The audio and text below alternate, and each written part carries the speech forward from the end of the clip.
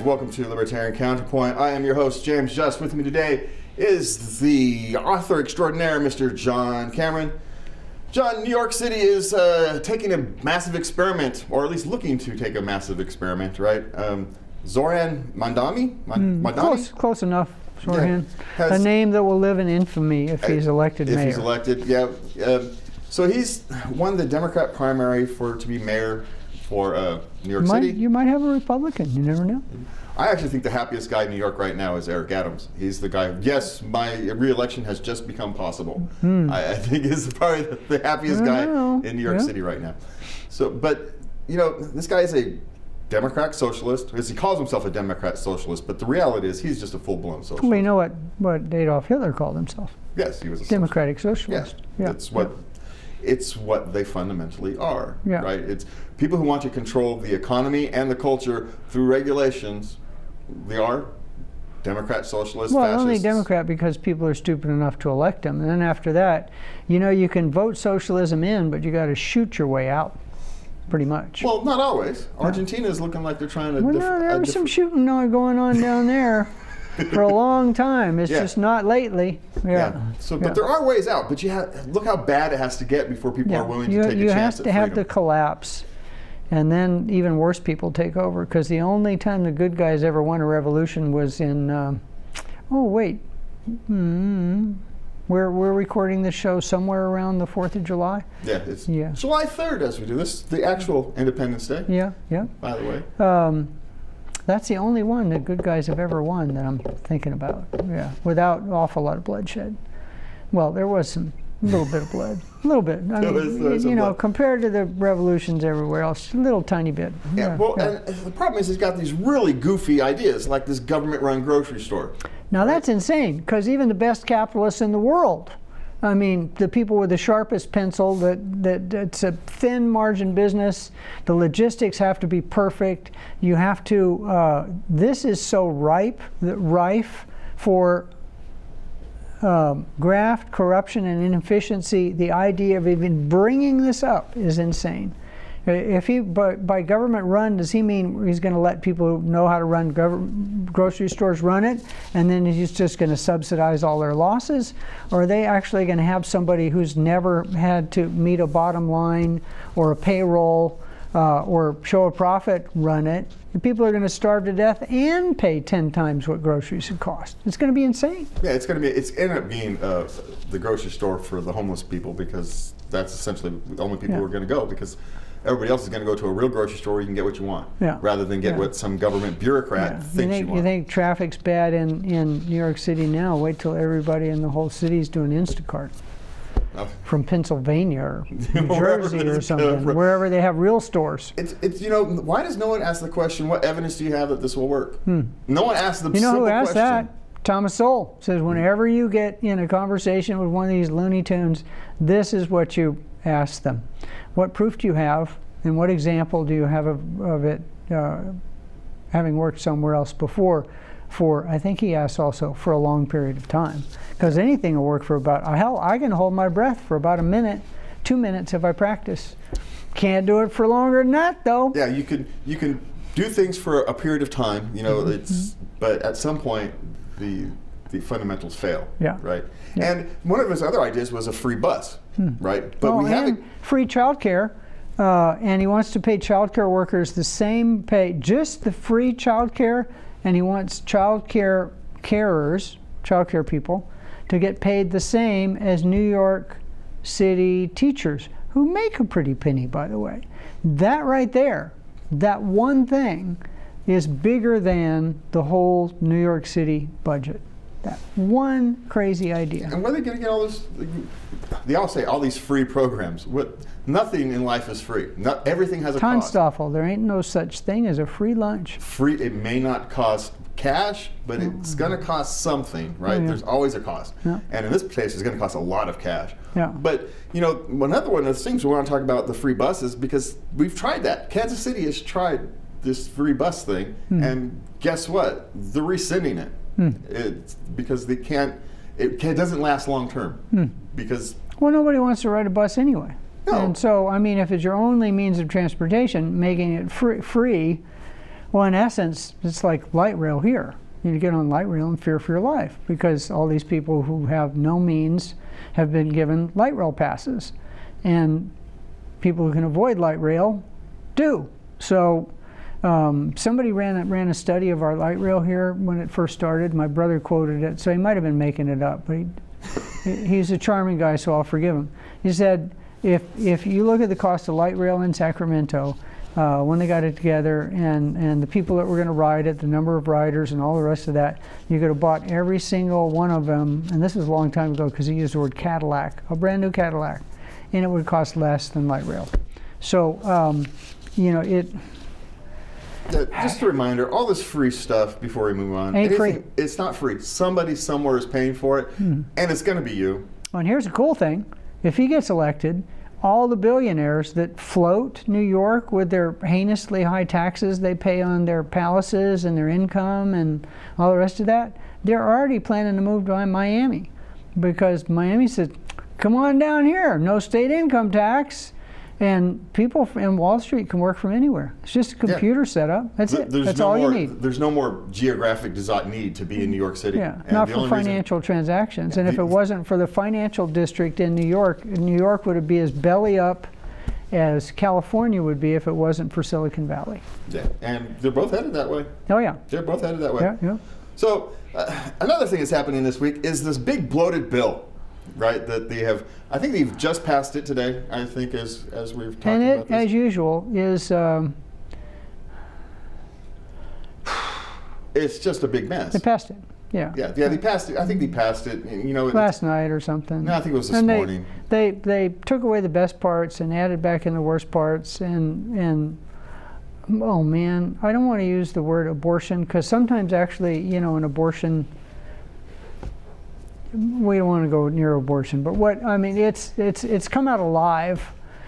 If you call something that's going to probably kill the country quicker alive, you know, and the idea that somehow, you know, the Republicans used to stand for what?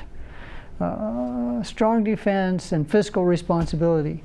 I have no freaking idea what they stand for now because this is fiscally irresponsible. Well, they, just like the Democrats, don't stand for anything. No. They stand for whatever they think will get them elected today. That's all they actually stand for. And this is proof. But, you know, here's the thing. It's really no different than Build Back Better. You know, they both have 3 Bs, and they are both complete wastes of taxpayer money and send the country even farther and farther down this hole of debt. Well, the Build Back Better thing was basically just a scam. Yeah, it was a grift. It was grift, pure and simple. In this, there are some they've taken away some things that they, you know, should have taken away a long time ago, which is, again, I think we are going to talk about this again in a future show. I got to figure out what day we are in. You know, all the subsidies for wind and solar, which was the Build Back Better was basically grift for that. Didn't do anybody any good other than the rich folks who line their pockets. So taking away unneeded subsidies to let the market decide where energy will come from. Good thing. I'm trying to think of anything else, and that's all that comes to mind. There's got to be something else good. Well, there's always a handful of decent things in there because you got to get a couple decent things to get a couple votes. But it's, you know, politics makes strange bedfellows, and anytime you get these big, huge omnibus bills, there's a lot of bloat. Pork. At least, Bring right? out At the barrel, best, there's pork and bloat, right? Bring out the barrel of pork. And so this is just yet another big bloated omnibus bill that, you know, one side says it's going to destroy the country, the other side says it's this big great thing, and the reality is it's always somewhere in the middle, but just racking up the debt, which is a real fundamental problem. All the other stuff is... The existential threat to this country is the debt. It's flat out, people talk about global warming, they talk about you know, climate change, they talk about, you know, crazy youth. I don't know what they talk about. There will be no Medicaid if you don't deal with the debt. So you can complain about all the Medicaid cuts all you want, but there will be none if you don't deal with the debt. There won't be Social Security, there won't be the VA, there won't be... There won't be nothing. Nothing. Nothing. Yeah. Well, we're already in worse shape financially, and this doesn't even touch all the unfunded pension liabilities by all these public employee pension unions at state, federal, state, local, county, all the rest of that. Yeah, it's just all the these federal debt. School. That's just the federal debt. There's another $100 trillion of unfunded pension liabilities, unfunded liabilities out there. And if that was factored in account, just where we are now is worse than Greece was when the whole world declared them a financial disaster. If you just look on Bloomberg and see what other countries pay on their bond debt, we're paying like almost double what Germany does.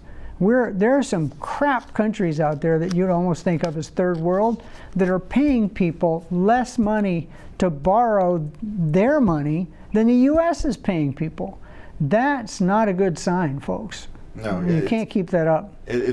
Our economic engine is going to get flooded eventually, and we're just going to get stalled on the highway. Yeah. All right, so Mr. Richard Fields has some opinions about this Iran war thing going on. Again, Richard. So all right, bring it on home, Richard. Yeah. Let's see what Richard's got to say this week. This is Richard Fields with this week's Report from the Fields. Ann Coulter, of all people, once said, "No matter who we vote for to be president, we always get John McCain."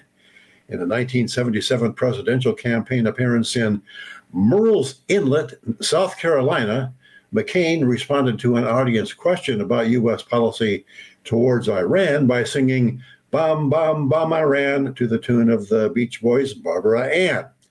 Well, Donald J. Trump just fulfilled McCain's fantasy. Trump ran as a peacemaker, even attracting some libertarian voters who should have known better by promising to end the war in Ukraine on day one, bring peace to Gaza, negotiate with Iran, and prevent World War III. Instead, he got suckered by Benjamin Netanyahu into dropping bunker buster bombs on Iranian nuclear facilities. It's important to remember that Netanyahu and American neocons have been claiming since the early 90s at least that Iran is only weeks or months away from having nuclear weapons. These boys have been crying wolf for a very long time. After the bombing, Trump claimed that the raid had completely and totally obliterated the Fordow nuclear site in Iran. At least he did not try to emulate George W. Bush, who landed on a fighter jet, on an aircraft carrier wearing a flight suit, crowing victory behind a giant mission accomplished banner after the fall of Baghdad. The war in Iraq lasted many years longer and was also a war that was justified by getting rid of weapons of mass destruction in a country we disapproved of. Never mind that the president's own DIA leaked a report that the Iranian nuclear capability was only delayed by months, not years. Rafael Grossi, head of the International Atomic Energy Agency, likewise said that reconstruction of Fordow was possible. My favorite reporter for actually getting the story right is Seymour Hersh. He reports that the nuclear centrifuges, nuclear material, and labs are now buried beneath layers of rubble and will be difficult to access for quite some time, but not necessarily destroyed. Regardless of the conflicting claims of military success, the fact remains that prior to Trump listening to the neocons whispering in his ear, this was Israel's war. Iranian support of enemies of Israel like Hezbollah, the Houthis, and Hamas were fighting Israel, not the United States. There's no question that the religious rule by the Ayatollah is not something that Americans approve of or libertarians approve of. But if we've learned anything, regime change wars almost always fail. Vietnam, Iraq, Libya, Afghanistan, Ukraine, the list goes on. These wars are massively expensive and almost always fail. The policy of the United States should be honest trade with all nations and war with none unless directly attacked. We were not attacked. Israel started this war. It should have been up to them to finish it, not us. A war we thought we had won with the fall of Saddam went on for years and cost us trillions. There's a high probability that we have ignited a sequel. I'm Richard Fields, and that's this week's Report from the Fields. See you again next week. All right, thank you, Richard. War is a complex thing, and war in the Middle East is even more complex. I mean, this is tit for tat. With Israel, it's tit for tat for 1,000 years, quite literally. For the United States, it's the Barbary pirates. We've been since the days of the Barbary pirates. And on this one, I'm of two minds. The only country in the world that ever bombed people with a nuclear weapon was the U.S., and we bombed civilians, 2 cities. And if we'd have lost the war, we would have been tried as war criminals, of course.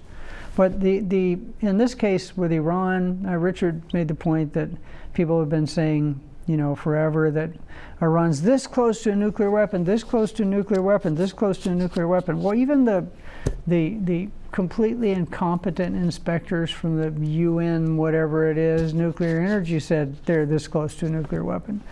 And when a country says we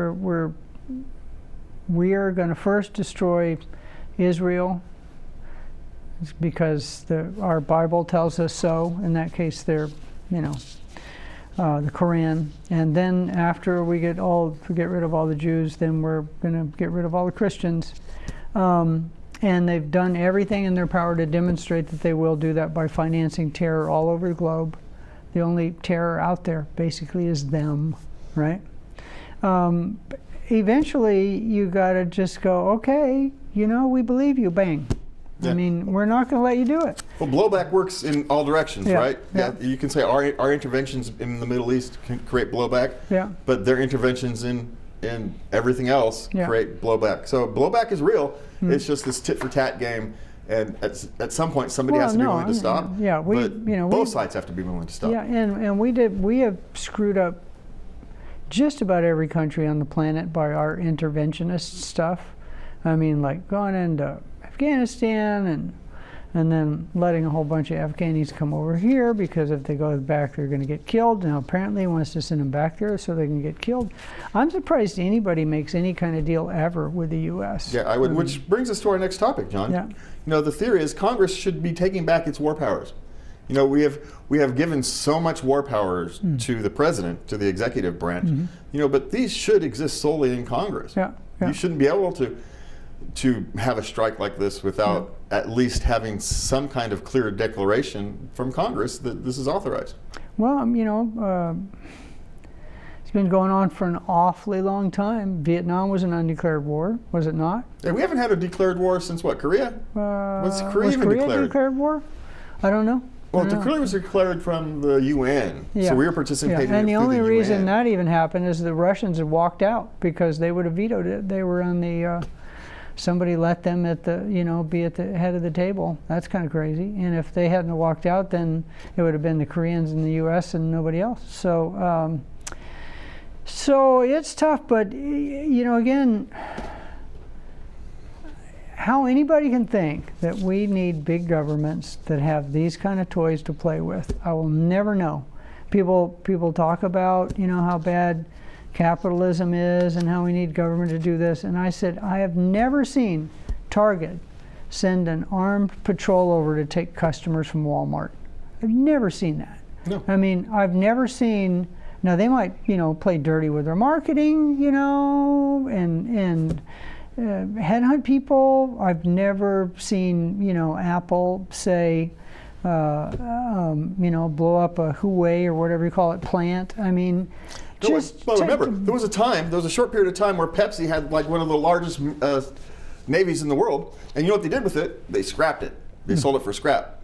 They had traded Pepsi had traded Pepsi for some Russian, some old Russian ships, old Soviet Union ships, and so for a little bit, Pepsi had the world's Pepsi Navy. Yeah, it had the Pepsi Navy. And then they discovered how inefficient the Pepsi Navy was. And then they left the shipping up to experts. And they shipped it for scrap. So businesses don't want that kind of thing to deal with. No, just take, if you took all the nuclear weapons that are on the planet in the stockpiles and reverse engineered them into nuclear power, we wouldn't have to chop any birds' heads off with those ugly, stupid things they call wind power. Well, electricity is a good segue there, John. I wish I would have thought of that. It just popped out. I would have led right in there, but it didn't even occur to me to do that. So Newsom was complaining that this Trump's big bloated bill thing is going to create a spike in energy costs. Right. Well, it's like the pot calling the kettle black, whatever kind of hypocrisy thing you want to. This is the guy who's deliberately made California's electricity expensive. I mean, this is a deliberate choice here in California. And gasoline. And gasoline and energy. And housing, and but especially energy. And if you have, which is why I'm such a proponent of nuclear power, because once it's in place, it's in essence free, especially fast breeder reactors. If you have cheap power, you can take care of anything else. You can take care of scarcity of resources. You can take care of inefficient manufacturing because you can run high-powered machines instead of more efficient machines. If you have inexpensive energy, especially small footprint energy that doesn't take up every hillside, and especially energy that you can depend on at the flip of a switch instead of when the wind decides to blow, you can do anything you want. Let's be clear here, John. Cheap energy is the single best thing you can do for the poor. If you're deliberately making energy expensive, you are deliberately hurting the poor. Because the energy is such a much bigger part of their available bucks. Just like when you make housing expensive through your rules, Mr. What does Trump call him? Newsom?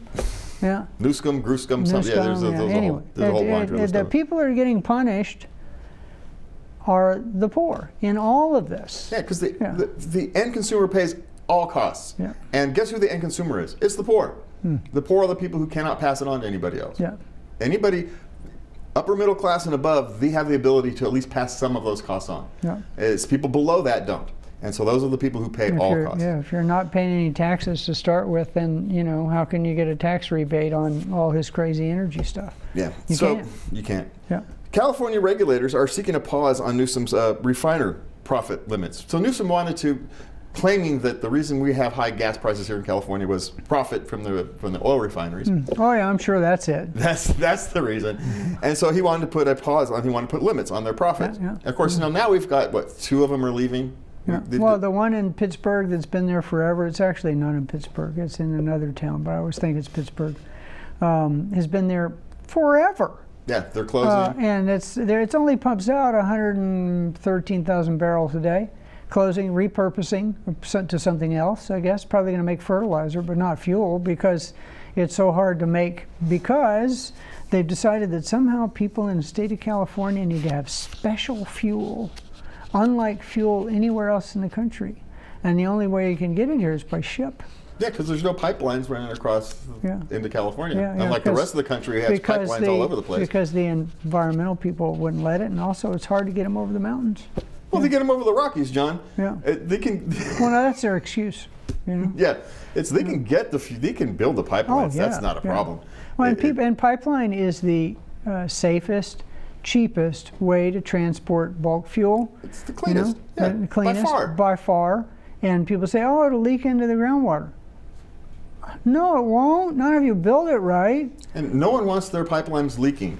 No. That's profit going right out of the... Profit and lawsuits. Yeah, right out of the thing. No one wants that happening. Yeah.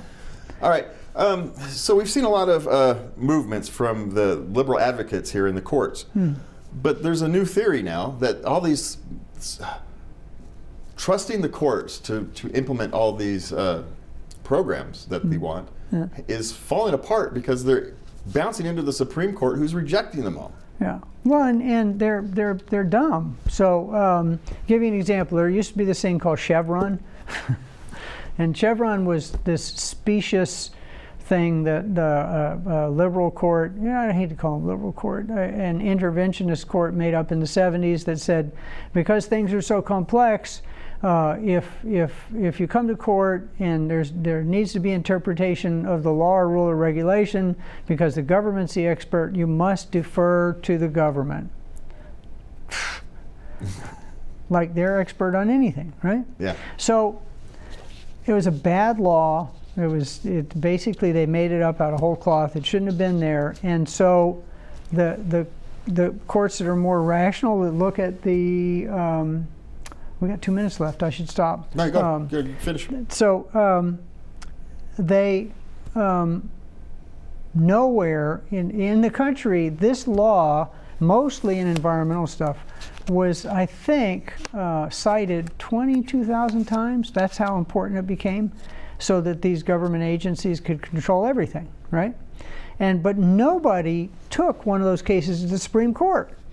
Why? Because they knew the Supreme Court would go, let's get rid of that bad boy. And then, unfortunately, somebody did. They were stupid enough to take the case to the Supreme Court. And that's what happened in many cases with these other laws.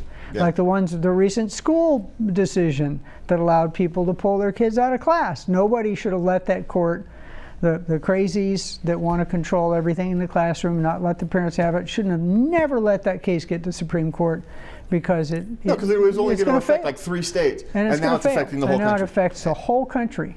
Yeah. which for those of us who like freedom, it's a good thing that those knuckleheads took it to the Supreme Court. But if you're a supporter of those, their causes, they're shooting themselves in the foot, left and right. All right, John, we've got a minute left, so we're going to cover this. And this is from the UK. Yeah, from the UK. But the same thing is happening in places like Portland, Seattle, San Francisco. A deluge of desperate sellers are sending house prices into a tailspin. Yeah. Yeah. So when people are trying to leave these places, whether it's the cities of the UK or in cases here, it's Seattle. You're trying to flee out of Seattle. You're trying to get out of Portland. You're trying to get out of San Francisco. So you got a whole bunch of them all at once trying to leave, but you don't have a whole bunch of people coming in to replace them. And supply and demand is real. And then the Brits did something brilliant, added a new tax on top. So basically a sales tax on houses, folks. I shouldn't even have said that out loud, because you will have it in California tomorrow. So imagine what a house would cost if on top of everything else you throw sales tax on it. Yeah, and wasn't it like a yearly sales tax on your, like a second house or something? Oh yeah, and it was really goofy. Oh, they're just anything they can to screw up the economy, and we're out of here. And we're out of here, John. That clock's about 30 seconds back, but it means it's time for our exit. Thank you for being here, John, tonight. Thank the crew inside for working so hard. We greatly appreciate it. And thank you for listening. Thank you so hard. To us. That didn't even make sense. Yeah. And their job's hard. We just sit here and talk. We just sit here and yak. Yeah, All right, have a good night, and please remember to love everybody. Thank you so hard. Yeah. It's been a long time.